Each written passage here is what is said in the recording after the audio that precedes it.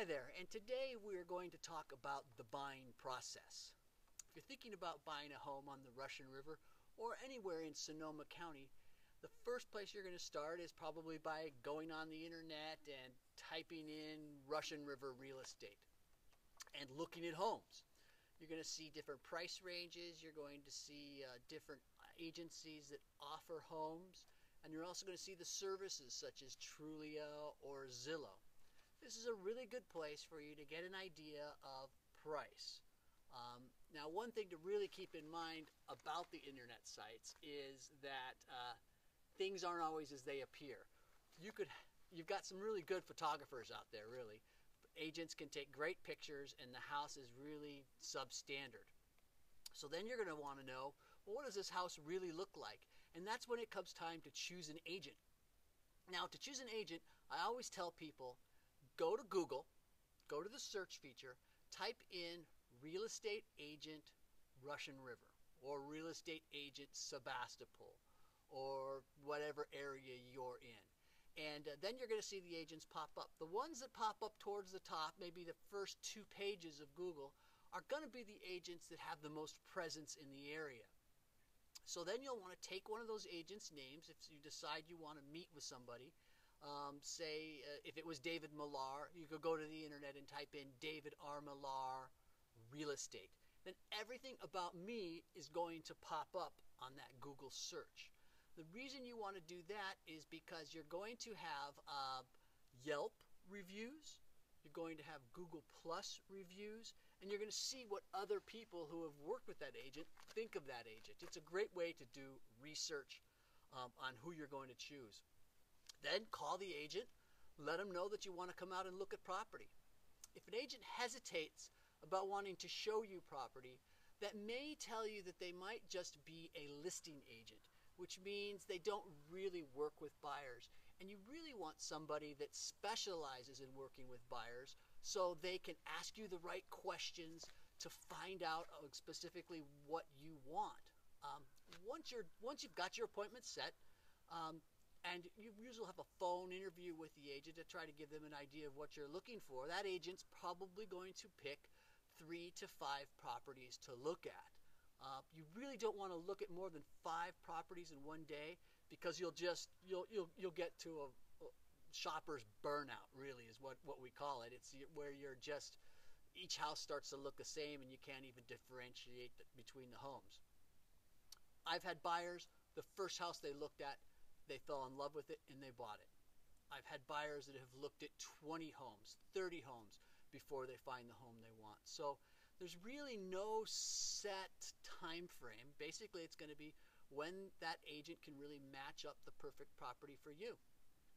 Once you find that house, then you're going to write the offer.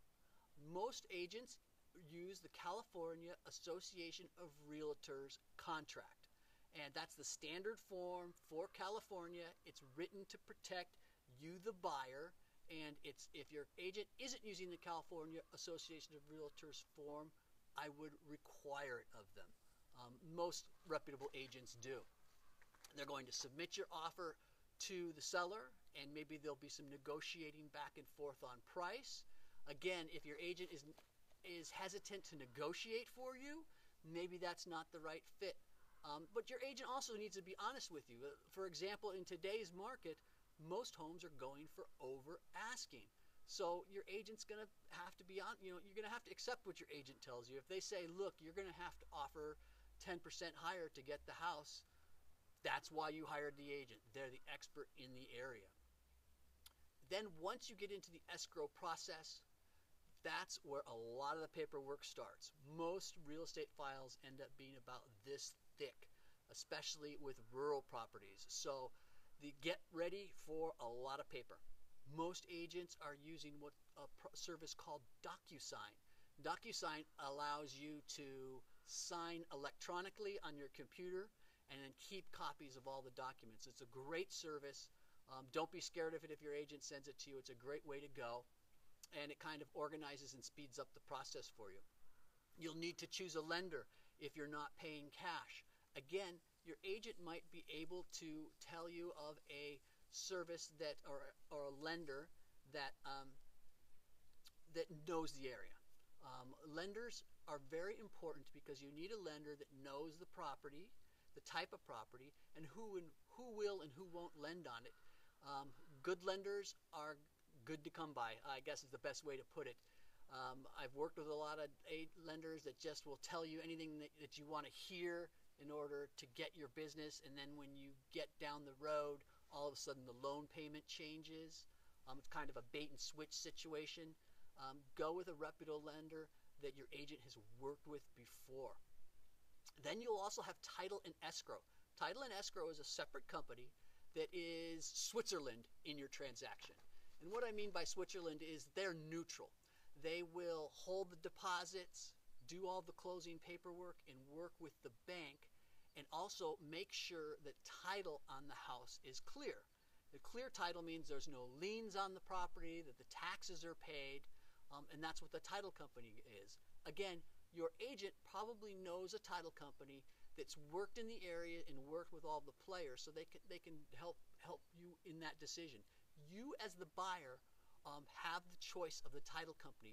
If you don't want to use the seller's title company, you have the choice by California law to pick your own title company. And then comes the closing. That's the fun part. Seller moves all their stuff out, and you get to move your stuff in. Generally, closing dates can be a moving target at times. Your agent's going to have to help you with making sure the loan gets closed on time, all the contingencies are removed on time, because you're also going to have a contingency period where you can do your inspections. That's really the 5-minute description on how to buy a house. There's a lot more things involved, of course. If you have any questions, you can feel free to call us, and good luck on finding your new home.